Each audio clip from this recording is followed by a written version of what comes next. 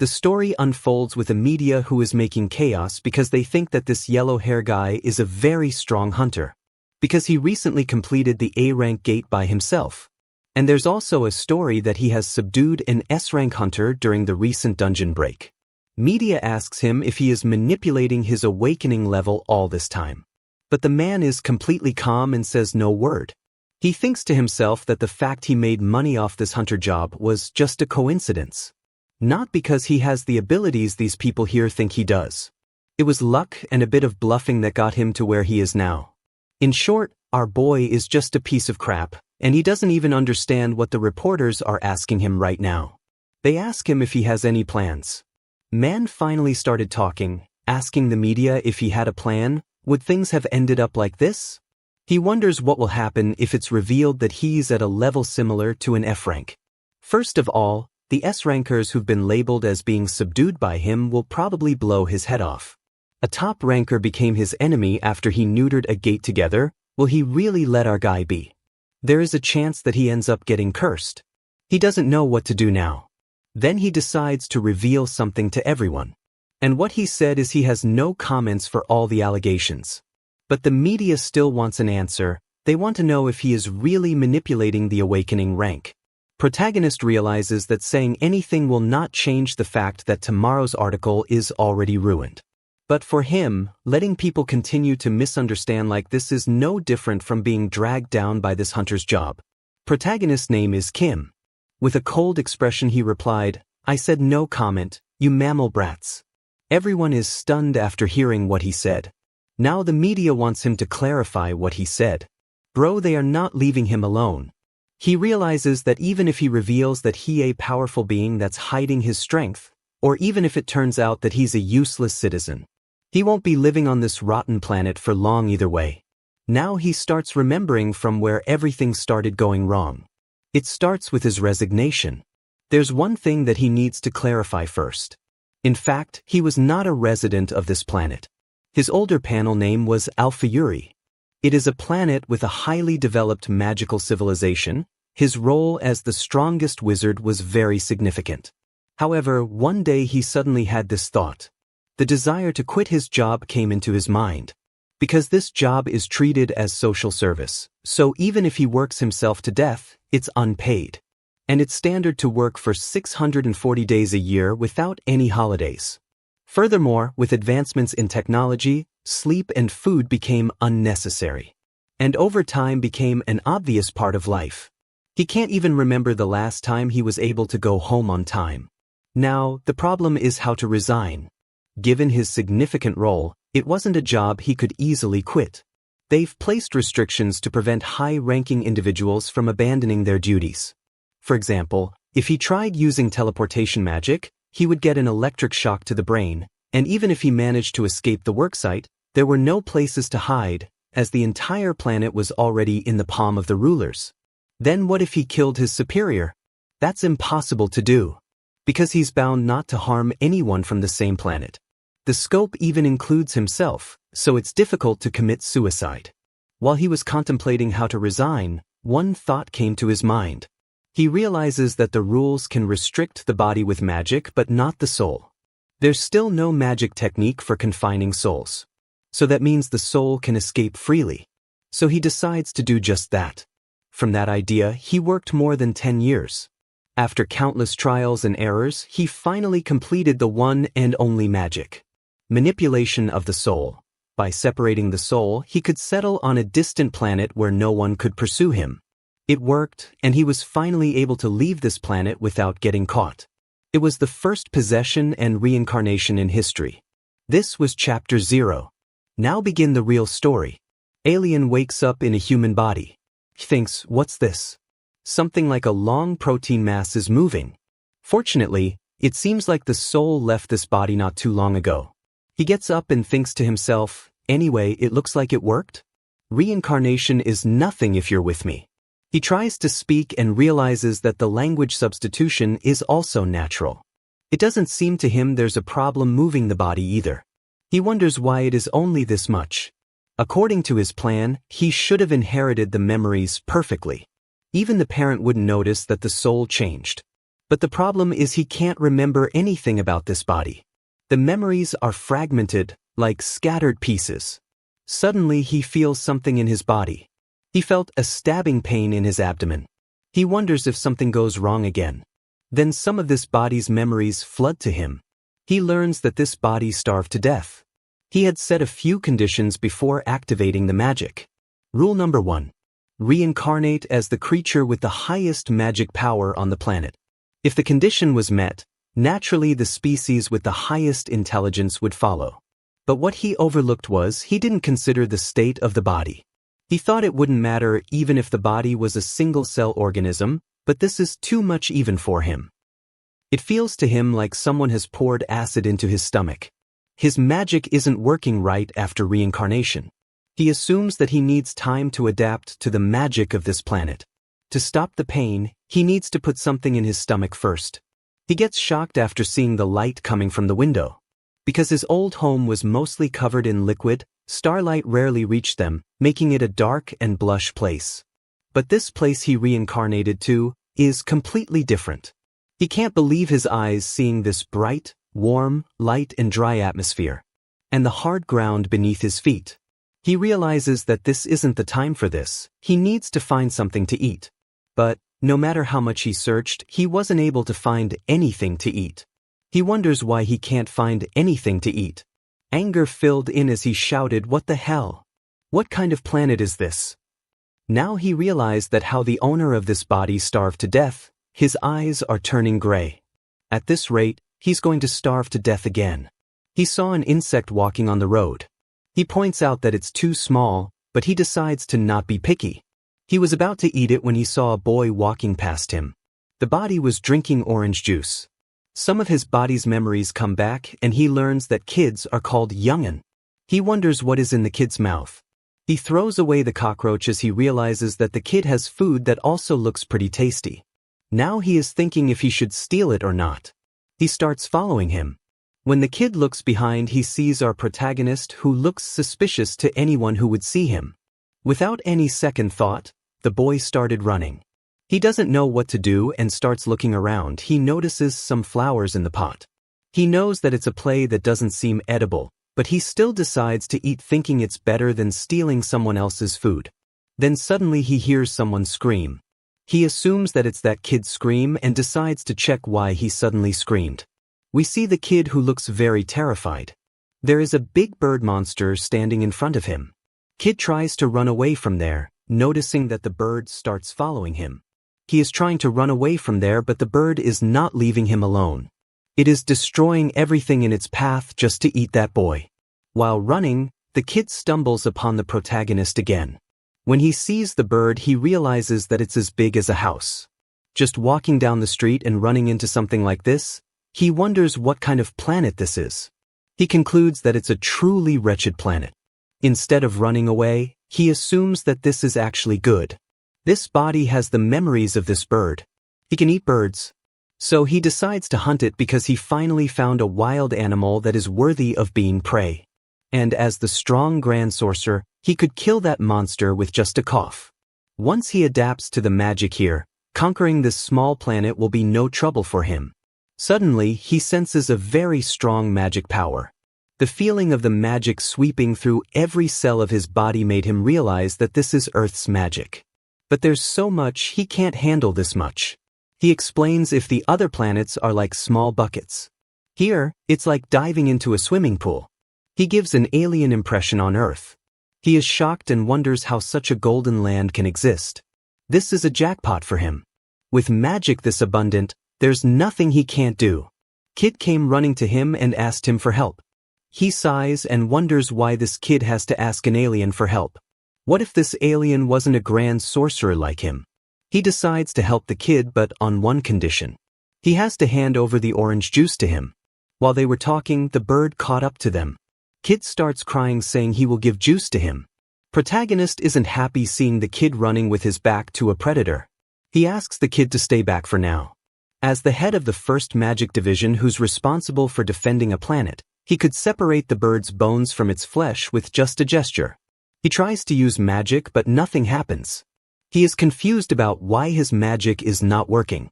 He assumes that he is just feeling tense because of the new environment and decides to try again. Protagonist is just chill thinking about himself while the kid is scared for his life. He tried an explosion spell, but it didn't work. Then he tried a water spell, but it also didn't work. Then tried curses, but that also didn't work. Now his expressions are looking a little hardened and he wonders why his magic isn't working. He also starts running for his life. He was about to get hit by a car because he was on the road. Car driver came out from the car and asked him if he was going crazy or wanted to die, while the bird was chasing the protagonist. He realizes that the bird will keep chasing if it sees him, so he decides to go in a different direction. Bird is destroying everything in its way and just chasing the protagonist. He starts wondering why the bird is only chasing him even though he's on the main road. He hasn't eaten anything and he's also feeling weak. Protagonist is getting very tired. He decides to change direction again. Seeing that, the bird flies high into the sky. Protagonist also sees that and realizes that at this rate he will not be able to survive. Suddenly, he feels something in his knee and wonders if this body has a disability. Because of the knee pain he fell down. But because the bird's speed was very high, it wasn't able to stop itself and crash into the building. The impact was so high that the bird died on the spot. Protagonist gets up wondering what happened. He assumes that the bird crashed into the wall by itself and asks if this bird is brain dead.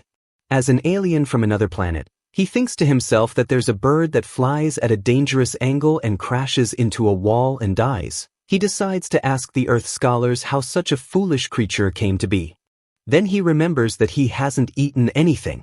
He goes near the bird and wonders if this is an edible bird.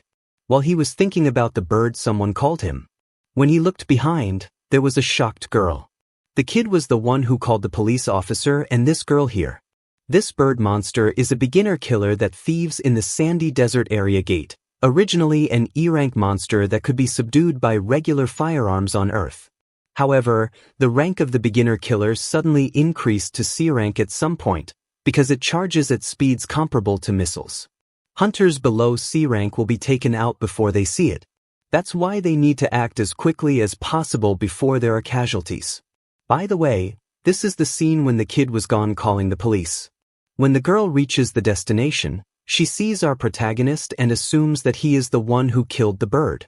This girl is a hunter and her name is Sean Woo-yun. Police officer thanks the protagonist for his hard work and tells him that they received a report that a monster had come out, and they rushed over. Fortunately, it turned out a hunter was nearby. He assumes that our protagonist is a hunter. He isn't even familiar with the term hunter. Police officer thanked him for capturing that monster. Seon is still in shock thinking about how he caught the bird that quickly. She wonders if the protagonist really just happens to run into the monster. Because the habitat of the beginner killer is a gate covered in sand that sinks your feet in. So it's a monster that's easier to catch outside than inside the gate. In the solid terrain outside, you can kill it without using your hands as long as you guide its angle well. But that's only possible if you have the visual acuity to track the movements of such a creature. She looks at it closely. She realizes that he killed it using a proper method. If that's the case, then the protagonist should probably be at least C rank. Protagonist points at the kid and asks him if he has forgotten his promise. Kid gives him the orange juice as promised. He felt refreshed after drinking it. It's been ages since he evolved into a body that doesn't need food, but there's this incredibly delightful egg. Seon can't believe that the protagonist just took the juice that the kid was drinking. Then she finally decides to introduce herself. She is from the Hunter Association and her name is Seon. She shakes hands saying that he handled the monster without a scratch. Protagonist also said that he is really the one who defeated the monster. She doesn't recognize him because she never saw him around here and asks him if he is a freelance hunter. She asks for his hunter ID because she has to report it to this association. Protagonist didn't even know what hunter ID is. So he decides to make something up for now to get out of this situation. He apologizes to her saying that he doesn't have his hunter ID with him at the moment. Hearing that, she decides to look him up in the association registry. She asks him for his name. Protagonist didn't even know the name of this body. Looking at his face, Seon realizes that he is lying. She asks him if he has registered himself as a hunter or has taken the awakening test. She points out that using abilities on the road without registering as a hunter is illegal. Protagonist doesn't even know what she is talking about. He wonders if he'll really get screwed like this. Protagonist lies to her saying that he is registered but left his hunter ID at home. He asks her to wait here while he brings his ID right away. He leaves the place thinking that he'll never come down this road again. When he reaches home, the first thing he does is find his ID card. He checks it and learns that his body's name is Kim Kiryo. This is going to be his name from now on. After searching the whole home, he wasn't able to find the hunter ID, realizing that this body never registered as a hunter. He also found some cigarettes while searching for ID. Kim doesn't know what these things are and why there are so many of them. When he looks at them closely, the memories of his body start coming back. He learns that the owner of this body used to smoke a lot of them. He gets very angry at the previous owner of this body for being a heavy smoker. As smoking is fatal for wizards, wizards combine the internal magic circulating within their bodies with the external magics in nature to cast spells. Now, a quick question by Kim: what organ is used to combine internal and external magic? And the answer is the respiratory system, especially the lungs. That's why he wasn't able to cast magic. He wonders what possessed the previous owner of this body to ruin his lungs. In Kim's old planet Alpha-Yuri, where the majority of the population can use magic, this would be unimaginable. He thought they were just primitive, but he never expected there'd be people this insane. He calms himself down because what's done is done, no one can do anything about that. He blames himself for being so blinded by the amount of magic that he didn't notice the flawed body. He decides to find a way to fix this body. After all, he escaped from his previous planet. He can't give up over something like this. He concludes that he will live the rest of his life on this new land. And he will definitely live happily. Then Kim goes to a police station. Here the police officer asks him why he did that despite being so knowledgeable. Kim says sorry and wonders if he underestimated life on another planet too much. He can't believe he got taken in just a few hours after arriving on Earth. After 10 minutes of investigation, Kim is feeling extremely hungry. He thinks that there's still a mountain of things to investigate about Earth. He needs to somehow solve this state of malnutrition. He suddenly gets a smell of something. That was the smell of pork soup. He was standing in front of a Sunhee's pork soup. He enters the shop and orders pork soup. He didn't know that there was food this close by. He realizes that he went through unnecessary trouble without knowing. He takes 1 spoon of pork soup and says that it's delicious. It's hot but tasty. His mouth is hurting but he can't stop. His hands are moving on their own. He thinks that he's falling for this food. It was good for him up to that point. Kim is sitting in the police station because he ate the pork soup and ran away without paying. Kim tells the police officer that he forgot to pay. Then a police officer from before who was with Cian arrives there. He notices that Kim is the hunter from before. He lets Kim go with a warning because it's his first offense and advises him to not do this again. Kim says that he will pay the restaurant and asks if he can go now. Police officer asks him to wait a moment and says that from the investigation earlier, they have learned that he isn't a registered hunter from the association. Officer assumes that Kim has awakened recently, so he advises him to visit the Hunter Association, take the test, and there is no fee. Officer also wants to Kim's rank and asks him to get tested fast. Kim is free now and wonders about the awakening thing they're going on about. He wonders if it is a concept that Earth people are supposed to know. Because everyone is insisting so much, he decides to give it a go. He reaches the Examination Association and gets a flashback from where he learns that Kim has already visited this place and his rank was F. Cian also arrives there and says hello to him. She asks him what brings him to the association. Because Kim is already here, she asks him to show his hunter ID that he was gone to get from home. After hearing that, Kim remembers how he lied to Cian about bringing the hunter if from home. Fortunately, he has recovered some of his memories now, so he can say for sure. Kim tells her that he lied to her earlier in a panic. The truth is he doesn't have a hunter's license. She was already wondering why he didn't come back. He tells her that he is registered as awakened. He just didn't apply for the card because he was disappointed with the test results. He reveals to her that his rank is F. She gets shocked and asks him how an F rank can catch the beginner killer. He answers saying that it was just luck as that stupid bird rammed its head first into a wall on its own.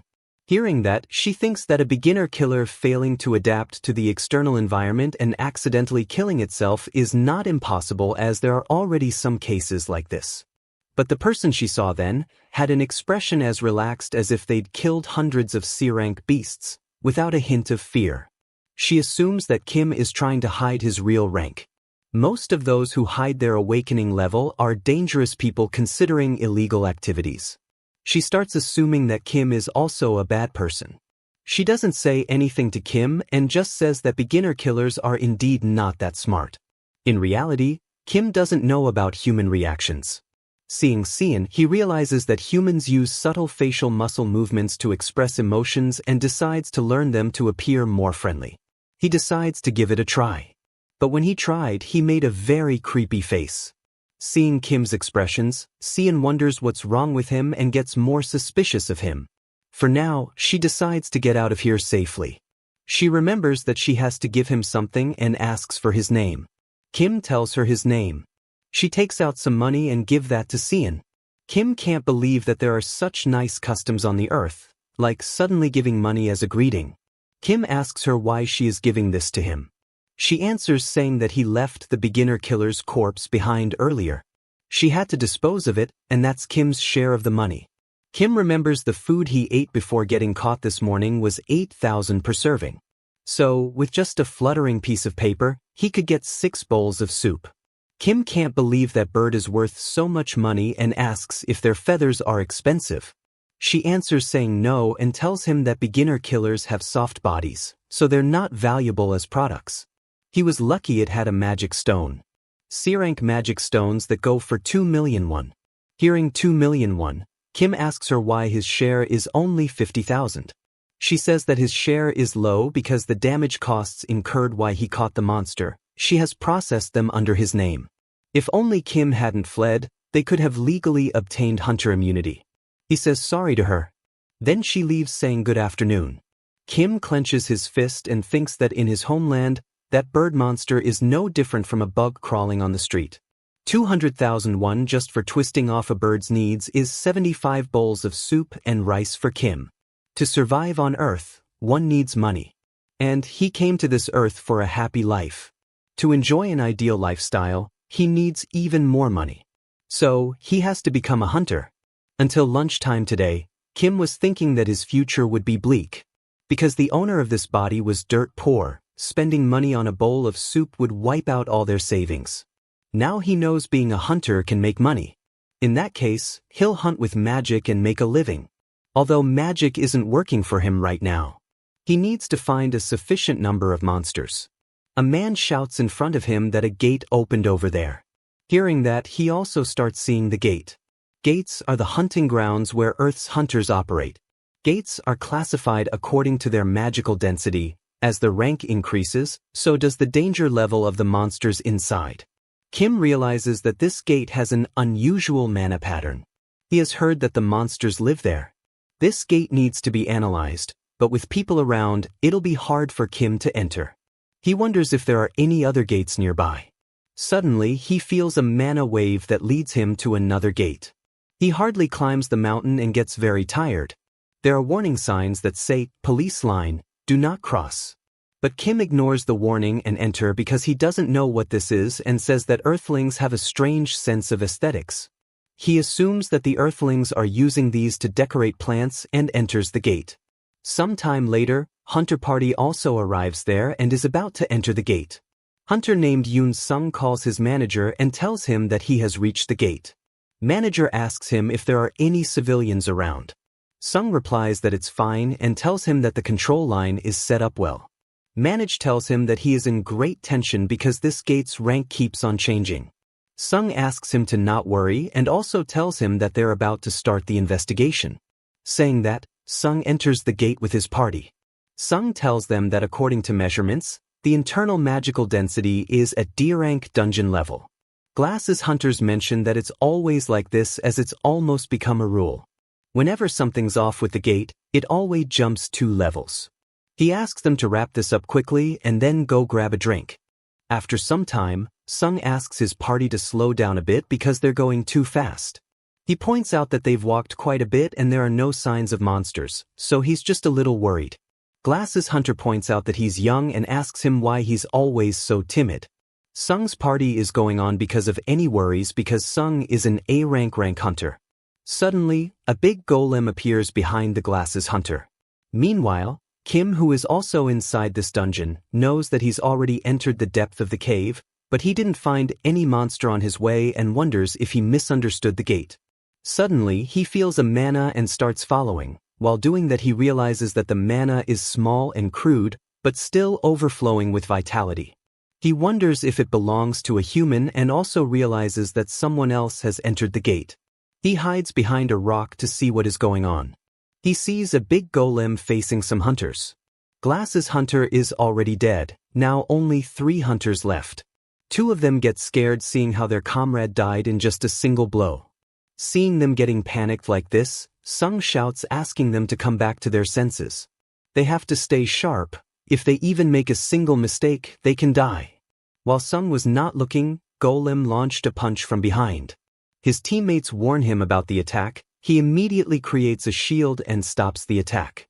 After that, he jumped and attacked the golem. Meanwhile, Kim is just hiding behind a rock seeing everything. On the other hand, Sung has taken down the golem. Comrades get relieved and praise Sung, saying that they were expecting impressive work from an A-rank hunter. Sung tells them that he will recover that Glasses Hunter's body and then they will slowly head back. But suddenly, the golem opened its eyes again. It grabbed Sung, slammed him on the ground and then threw him away. Second hunters tried to fight back but his sword broke like a stick. Golems punched him and killed him. Now, only the girl is left. Golem launched an attack at her, but it stopped midway. We see that Sung is still barely holding on. He stopped the attack using his shield. He asks the girl to use her binding magic. If they can't hold it down now, they will never be able to get out of here alive. Sung was holding on to the golem with his life, hoping that the girl would use her binding magic, but when he looked back, he was shocked. That girl hunter betrayed Sung and ran away on her own. Sung can't believe that she is leaving him and others behind. He wants her to come back and use binding magic. One of them is barely holding on to his life. Sung wants her to save him, but now there's no use. She has already run away. Then, Golem slams down Sung on the ground.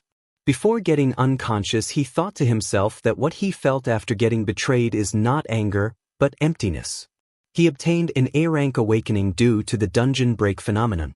Offers from all sorts of massive guilds poured in, he met good connections, formed a team, and they increased their gate conquest achievements. Everything was going so smoothly for them. He never expected for things to end like this, in such a miserable way. Golem was about to step on Sung, but then, Kim enters the scene saying he can't stand it anymore. He wonders if this is the nature of the Earthlings. But with the time he got while they were fighting with Golem, he was able to complete his analysis. He gets surprised seeing the golem from close up, but it doesn't matter to him because this golem is too outdated for him. Golem, a clay figure that moves using man as its power source. Golems served various roles in Alpha-Yuri, Kim's original planets. From everyday tasks like labor, errands, and construction work to war machines. Alpha-Yuri was truly a nation built on the labor of golems. Even Kim majored in golem weaponry. The reason there are no monsters here is because this guy is on guard duty. Kim assumes that this gate is a private property. Since Kim has woken up the guard, there's no way he's getting out easily, so he has to deal with it. Even though Kim can't use magic here, he has his own ways of doing things. First, Kim didn't attack and just dodged Golem's attacks. He was confident before, but now he has realized that it's not that easy to defeat it. He can avoid Golem's attack due to its large size and clumsiness. But this body of Kim is too weak. He was just dodging the attacks to find the best opportunity to strike back. Then, he found an opportunity that he was waiting for. He explains that stopping the golem is simple, the large gem embedded in the golem's arm. This gem is not an ordinary decorative jewel. Rather, it's a magical energy detection sensor. All Kim needs to do is input the emergency stop command into this sensor. For security reasons, only the owner and creator of the golem know the emergency stop command, but a model as crude as this one can be figured out with just a glacé, for Kim that is. He inputs the command and the golem just falls down. Since Kim has only activated the emergency stop command, it did not completely shut down. To switch it to offline mode, he needs to remove the core located in the center of its back. He's not good at doing this bare-handed, but at this point he has no other choice. He easily removes the core and shuts down the golem completely. It's simple for Kim. Then we see Sung, who is on the ground. He moves his fingers a bit, thinking what his mom said to him. He remembers that she used to always remind him about the dangers that come with the hunter job. That's why she doesn't want him to become a hunter. But Sung was confident in himself because he was an A rank. His mom was very worried, because in the dungeon anything can happen. But Sung reassures her mom, saying that he is a hunter who has been recognized by many others. He promises her that he will become a successful hunter and asks her to have trust in him. Before he left, his mom wished him luck and advised him to be careful with a smile on her face. In the present, Sung tries hard and gets up. First thing he saw was a man holding the golem's core. He was very shocked and wondered if he did it alone and bare-handed and if he is a hunter. For Sung, the more important thing is to know how Kim got in here. He is sure there was a security line set up. Then Kim decides to go to Sung. Sung gets shocked, seeing a stranger hunter who crossed the security line and illegally entered the dungeon, giving him a hand of help. After that, we see Sung's manager looking at the news. He wasn't happy with that and questioned Sung, "Is this how you come up with headlines?" Sung answered saying, "But the articles have nothing to do with that." Manager can understand that it was some other hunter who caught the monster, not Sung. But the manager is angry because Sung doesn't even know the name of the hunter who saved him. Manager says that if the hunter who saved him is stronger than him, then he should be famous. But looking at the internet, no one seems to know the description of that person. There is a chance that this hunter might be an unregistered hunter. For now, reporters are focused on the A-rank monster. Otherwise, if this were to continue. Sung gets angry after hearing that. Seeing him like this, the director tells him that he's saying this for Sung's own sake. If this continues, it will only tarnish his career. Even if he's an A-rank hunter, if he shows any weakness, he will immediately become a target for others, and he also knows that well. Director questioned him about why he didn't just say that he caught the golem. Sung calmed down and responded saying that he felt like he had to be honest. It's the least he can do as a form of courtesy for the one who saved him. Sung tells him that that person didn't look like the one to engage in illegal activities. He is sure because if that person was the type to hold grudges, he wouldn't let Sung go alive. He was a good person, that's why Sung wanted to repay him. After hearing all this, the director decides to leave.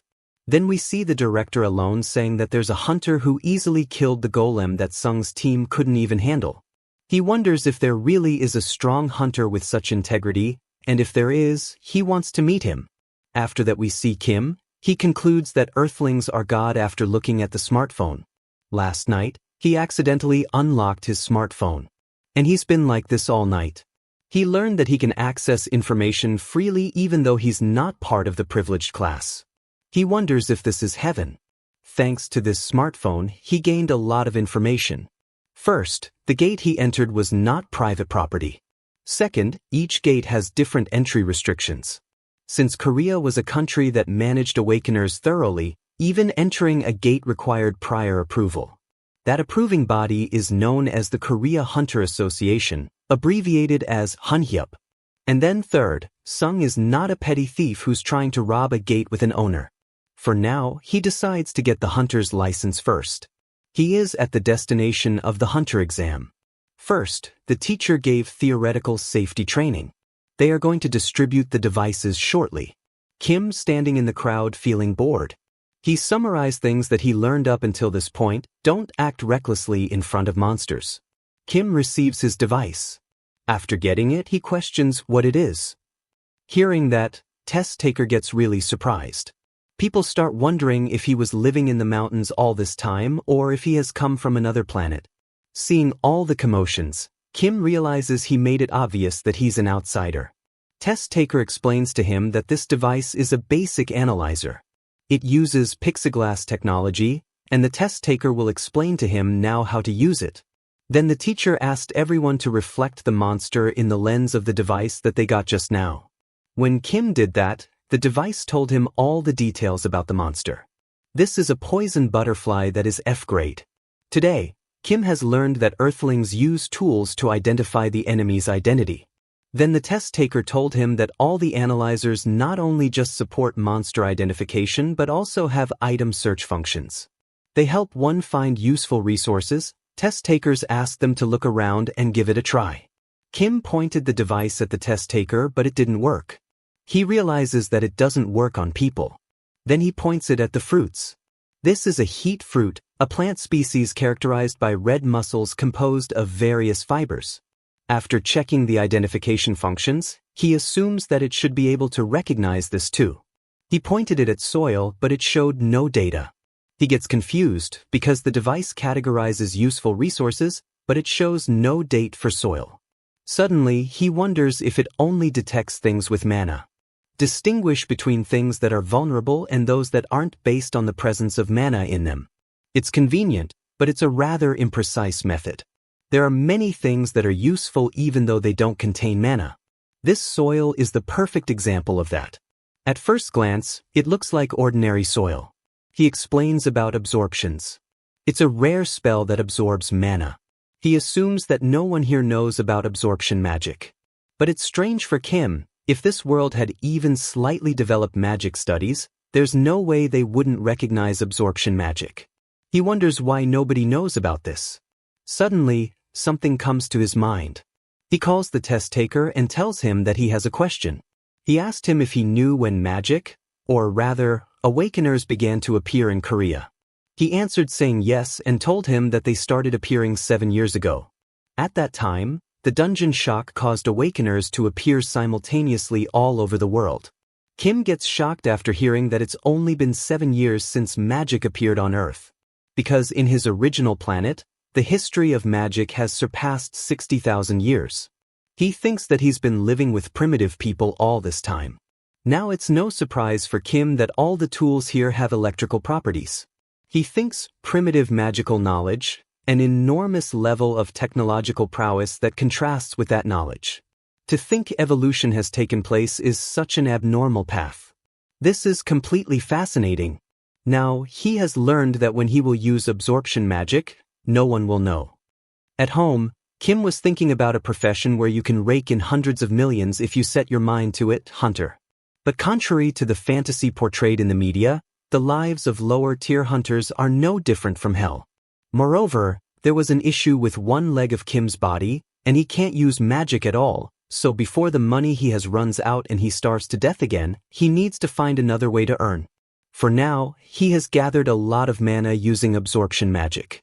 From what he found, it seems to him that there are monsters that can be killed with this on Earth as well.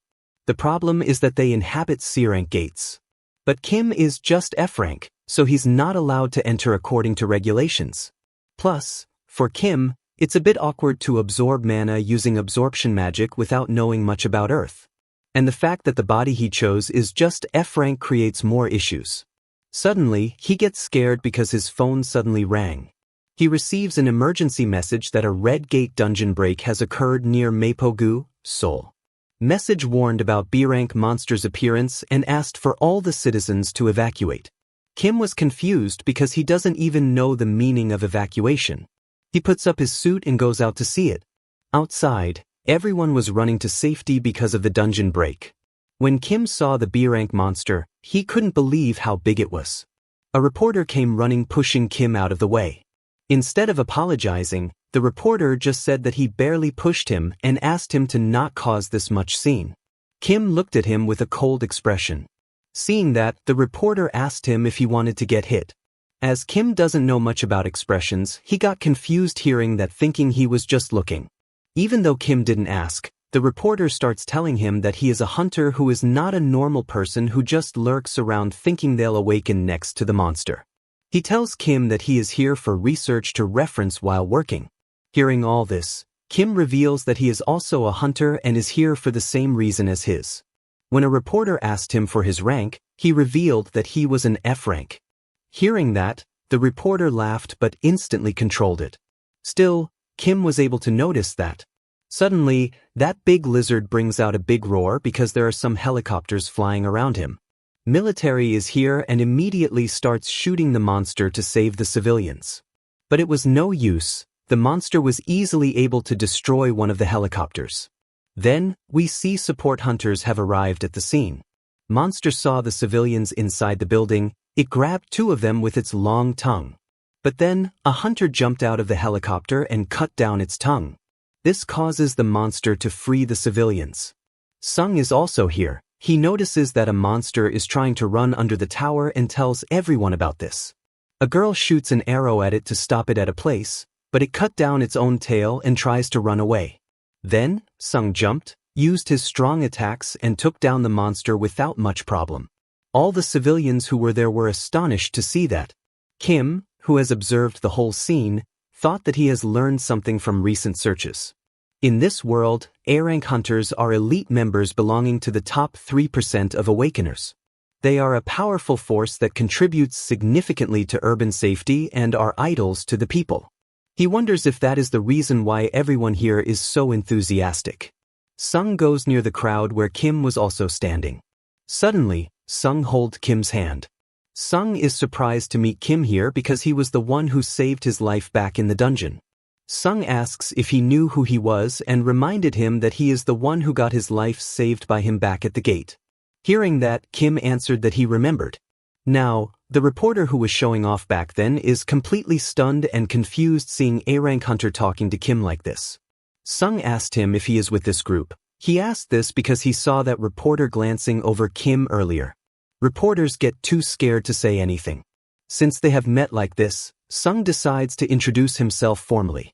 After introducing himself, Sung asked him for his name if it's not too much trouble for him. Kim answered and told Sung his name. Then, Sung asked Kim if he had some time because he wanted to talk to him about something, and also handed him a card.